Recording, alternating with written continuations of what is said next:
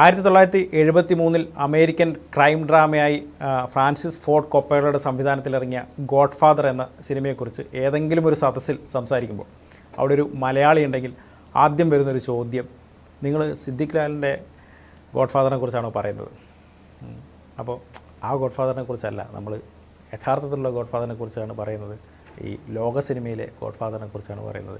മറ്റെല്ലാ സിനിമകൾക്കും ഇൻഫ്ലുവൻസ് ആയ ആ മഹത്തരമായ സൃഷ്ടിയെക്കുറിച്ചാണ് പറയുന്നതെന്ന് പറയുമ്പോൾ ഇയാളൊരു സിദ്ദിഖ് ലാലിൻ്റെ ഗോഡ് ഫാദർ മാത്രം കേട്ട ഇയാൾക്കൊരു ഇത് ലോക സിനിമാക്കാരൻ വന്നിരിക്കുന്നു എന്നൊരു ചിന്ത പലപ്പോഴും കണ്ടിട്ടുണ്ട്. എങ്കിൽ ഈ ഗോഡ് ഫാദറും ആ ഗോഡ് ഫാദറും, അതായത് സിദ്ദിഖ് ലാലിൻ്റെ ഗോഡ് ഫാദറും ഈ ഗോഡ് ഫാദറും തമ്മിൽ എന്താണ് ബന്ധം? അങ്ങനെ ഒരു വലിയ ബന്ധമുണ്ട്. അതായത് 1973 ഇറങ്ങിയ ഗോഡ് ഫാദർ എന്ന സിനിമയുടെ പേര് മാത്രമല്ല സിദ്ദിഖ് ലാൽ തങ്ങളുടെ സിനിമകളിൽ എടുത്തിട്ടുള്ളത്. ഗോഡ് ഫാദർ എന്ന സിനിമയുടെ കഥാഖ്യാന രീതി സിദ്ദിഖ് ലാലിൻ്റെ എല്ലാ സിനിമകളും, അതായത് ഗോഡ് ഫാദർ എന്ന സിനിമയ്ക്ക് മുൻപേ ഗോഡ് ഫാദറിൻ്റെ രീതികൾ സിദ്ദിഖ് ലാലുമാർ കൃത്യമായി പിന്തുടരുന്നു. കാരണം നമ്മുടെ കോളിയോണി കുടുംബത്തിൽപ്പെട്ട അതിനിടയിൽ ഏറ്റവും ഈ കുടുംബങ്ങളുടെ ശത്രുതയ്ക്കിടയിൽ ഇടനിലക്കാരനായിട്ട് നിൽക്കുന്നത് മൈക്കൽ എന്ന കഥാപാത്രമാണ് ഗോഡ് ഫാദർ. ഒരു ഇൻ്റർമീഡിയറി കഥാപാത്രം എന്ന് പറയും ആ കഥാപാത്രത്തിന്. അങ്ങനെ ഒരു ഇൻ്റർമീഡിയറി കഥാപാത്രങ്ങളാണ് സിദ്ദിഖ് ലാലിൻ്റെ റാംജി റാവു സ്പീക്കിംഗ് മുതൽ ഫ്രണ്ട്സ് വരെയുള്ള സിനിമകളിലെ പ്രധാന കഥാപാത്രങ്ങൾ എന്ന് നമുക്ക് ശ്രദ്ധിച്ചാൽ മനസ്സിലാവും. അപ്പോൾ റാംജി റാവു സ്പീക്കിംഗ് മുതലേ God father influence Siddique Lal സിനിമകളിൽ ഉണ്ടായിരുന്നു. എങ്കിൽ തങ്ങളുടെ മൂന്നാമത്തെ സിനിമയായ ആനപ്പാറ അച്ചമ്മയും അങ്ങനെ വരുന്ന രാമചന്ദ്രൻ്റെ അച്ഛനും ഒക്കെ വരുന്ന അവിടെയാണ് ഇവർ ഗോഡ് ഫാദർ എന്ന് സിനിമയ്ക്ക് പേരിട്ടത്. എങ്കിൽ സിനിമയുടെ പേരിൽ മാത്രമല്ല ഈ ഗോഡ് ഫാദർ റെഫറൻസ്, സിനിമയുടെ കഥാതന്തുവിലും സിനിമയുടെ കഥാപശ്ചാത്തലങ്ങളിലും എല്ലാം ഈ ഗോഡ് ഫാദറിൻ്റെ ഇൻഫ്ലുവൻസ് കാണും. അവിടെ ഒരു ഗ്യാങ് വാറുകൾ എന്നുള്ളൊരു രണ്ട് കുടുംബങ്ങൾ തമ്മിൽ കഥ പറഞ്ഞാണെങ്കിൽ ഇവിടേക്ക് വരുമ്പോൾ അത് നർമ്മം ഉപയോഗിച്ചിട്ടാണ് സിദ്ദിഖ് ലാലുമാർ പറഞ്ഞത്. അത്രയേ വ്യത്യാസമുള്ളൂ. പക്ഷേ അത്തരമൊരു സിനിമയിൽ നിന്നും ഒരു നർമ്മം കണ്ടെത്താൻ കഴിഞ്ഞു എന്നുള്ളതാണ് സിദ്ദിഖ് ലാലുവിൻ്റെ വിജയം. ഇവരുടെ ഇൻ്റർമീഡിയറി കഥാപാത്രം, അവിടെ ഗോഡ് ഫാദറിൽ മൈക്കലായിരുന്നെങ്കിൽ ഇവിടെ ഇൻ്റർമീഡിയറി കഥാപാത്രമായിട്ട് വരുന്നത് മുകേഷ് അഭിനയിച്ച രാമഭദ്രൻ എന്ന കഥാപാത്രമാണ്.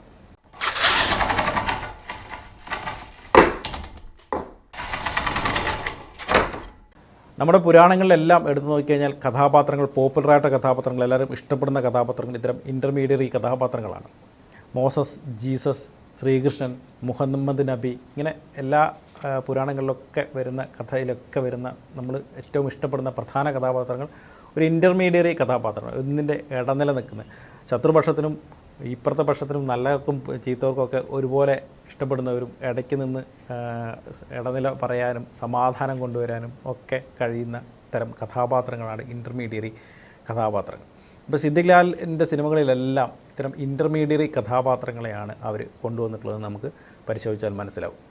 ഇത്തരം ഇൻ്റർമീഡിയറി കഥാപാത്രങ്ങൾക്ക് പ്രേക്ഷക ശ്രദ്ധ കിട്ടുമെന്ന് സിദ്ദിഖ് ലാലുമാർ മനസ്സിലാക്കിയിരുന്നു. അതായത് ഒരു സിനിമയിൽ വളരെ നർമ്മത്തിലൂടെയൊക്കെ പോയിക്കൊണ്ടിരിക്കുന്ന ഒരു കാര്യത്തിലേക്ക് പെട്ടെന്നൊരു കോംപ്ലക്സ് കയറി വരിക, ഒരു വലിയ പ്രശ്നങ്ങൾ സംഭവിക്കുമ്പോൾ അതിനെ ലഘൂകരിക്കാനും അതിനിടയിലേക്കും കൊണ്ടുവരുന്നൊരു കഥാപാത്രമാണ് ഇൻ്റർമീഡിയറ്റ്. അത്തരം കഥാപാത്രങ്ങളോട് പ്രേക്ഷകർക്ക് ഒരു പ്രത്യേക അടുപ്പമുണ്ടാകും. അപ്പോൾ അങ്ങനെയുള്ളവരെ നായകന്മാരാക്കിയിട്ട് സെൻട്രൽ കഥാപാത്രമാക്കിയിട്ട് ചെയ്തു കഴിഞ്ഞാൽ പ്രേക്ഷകർ സ്വീകരിക്കും എന്നുള്ള കാര്യം സിദ്ദിഖ് ലാലുമാർക്ക് ഒരു തർക്കമില്ലാത്തൊരു വിഷയം തന്നെയായിരുന്നു.